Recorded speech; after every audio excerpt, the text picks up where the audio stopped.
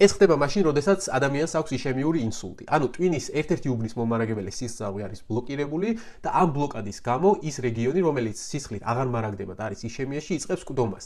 პირველ რიგში ექიმები შედიან ბარძაყის არტერიიდან დიდი კათეტერით, რომლითაც ისინი მიუყვებიან სისხლძარღვოვან ქსელს რეტროგრადულად, ამ შემთხვევაში არტერიულ ქსელს და როგორც ნახავთ, ახლა მიდიან ზუსტად იმ სისხლძარღვამდე თავის ტვინში, რომელიც ბლოკირებულია და ცდილობენ, რომ ეს ბლოკადა მოხსნან ტექნიკით, რომელსაც ქვია ასპირაციული თრომბექტომია. ეს ყველაფერი ხდება, რა თქმა უნდა, რადიოლოგიური კონტროლის დახმარებით, რომ ექიმმა იცოდეს დაახლოებით რა მიმართულებით უნდა განაგრძოს თავისი კათეტერით სვლა, რომ მიადგეს ზუსტად იმ ბლოკირებულ ადგილს.